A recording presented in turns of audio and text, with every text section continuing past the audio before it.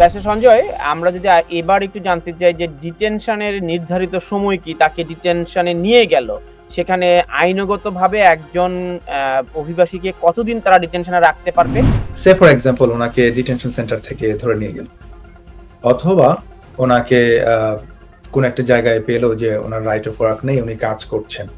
তো তখন ওনাদেরকে এখান থেকে যখন যারা ল এনফোর্সমেন্ট অথরিটি রয়েছে তারা হোম অফিসের সাথে সরাসরি যোগাযোগ করেন, অথবা তারা ফিঙ্গারপ্রিন্টের মাধ্যমে, এবং হোম অফিস অফিসিয়াল রয়েছে তাদের স্পেসিফিক, তারা ফোন করে যখন কনফার্ম হবে যে এই ভদ্রলোকের আইদার কাজের রাইট নাই, অথবা রাইট রয়েছে কিন্তু ব্রিচ করছেন, অথবা কোনো ভিসাই নাই, তখন তারা নিশ্চিত হওয়ার পর তাদেরকে অ্যারেস্ট করে তারপর তাদের একটা সেন্ট্রাল কমান্ড রয়েছে, সেখান থেকে তারা নির্দিষ্ট একটা জায়গায়, নির্দিষ্ট একটা ডিটেনশন সেন্টারে ওনাদেরকে নিয়ে যায়।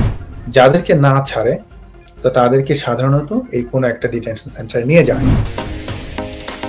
Stonebridge Legal Solutions Limited, your trusted immigration partner.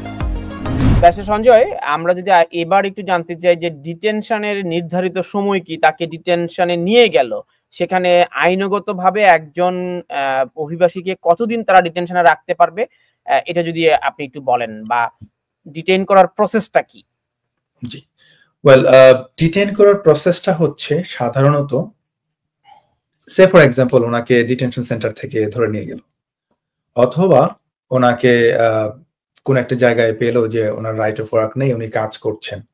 তো তখন ওনাদেরকে এখান থেকে যখন যারা ল এনফোর্সমেন্ট অথরিটি রয়েছে তারা হোম অফিসের সাথে সরাসরি যোগাযোগ করেন, অথবা তারা ফিঙ্গারপ্রিন্টের মাধ্যমে, এবং হোম অফিস অফিসিয়াল রয়েছে তাদের স্পেসিফিক, তারা ফোন করে যখন কনফার্ম হবে যে এই ভদ্রলোকের আইদার কাজের রাইট নাই, অথবা রাইট রয়েছে কিন্তু ব্রিচ করছেন, অথবা কোনো ভিসাই নাই, তখন তারা নিশ্চিত হওয়ার পর তাদেরকে অ্যারেস্ট করে তারপর তাদের একটা সেন্ট্রাল কমান্ড রয়েছে, সেখান থেকে তারা নির্দিষ্ট একটা জায়গায়, নির্দিষ্ট একটা ডিটেনশন সেন্টারে ওনাদেরকে নিয়ে যায়।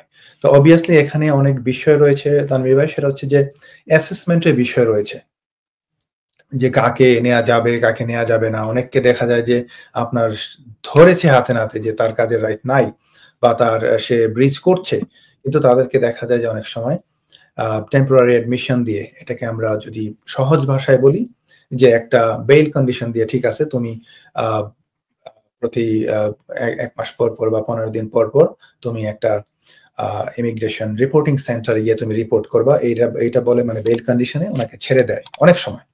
যাদেরকে না ছাড়ে তো তাদেরকে সাধারণত এই কোনো একটা ডিটেনশন সেন্টারে নিয়ে যায়।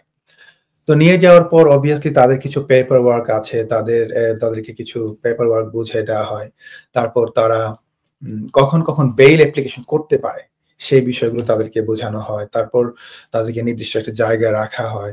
বাট আমরা যেটা বলছিলাম যে ডিটেনশন সেন্টার মানেই আমরা অনেক সময় মনে করি যে এটা একটা পানিশমেন্ট, ডিটেনশন মানে হচ্ছে যে একটা পানিশমেন্টের জায়গা মনে হচ্ছে, ব্যাপারটা আসলে তা না। এটা হচ্ছে যেহেতু ওনার ভিসা নাই, ওনাকে একটা নির্দিষ্ট জায়গায় রাখা, যাতে করে ওনার যদি কোনো প্রকার পেন্ডিং কোনো অ্যাপ্লিকেশনস না থাকে, অথবা কোনো আবেদন না থাকে, বা কোনো আবেদনের ভবিষ্যতে কোনো প্রকার আবেদন উনি না করতে চান, তাহলে ওনাকে যাতে সহজে দেশ থেকে রিমুভ করা যায়। এটা হচ্ছে একটা প্রক্রিয়া, এবং এটার ভিতরে কোনো প্রকার পানিশমেন্টের কোনো ব্যবস্থা নাই। এটা খুবই নর্মাল। আপনার থাকা খাওয়ার ব্যবস্থা রয়েছে, আপনার খেলাধুলার ব্যবস্থা রয়েছে, আপনি চাইলে লাইব্রেরি রয়েছে, আপনি জিম করতে পারবেন, আপনি ইন্টারনেট ব্যবস্থা রয়েছে। তো এখানে আপনি সাধারণ জীবন যেমন আরামে, তাহলে তো আরামের জীবন। যাদের অর্থনৈতিক সংকট আছে, যারা বাড়ি ভাড়া দেওয়া লাগবে না,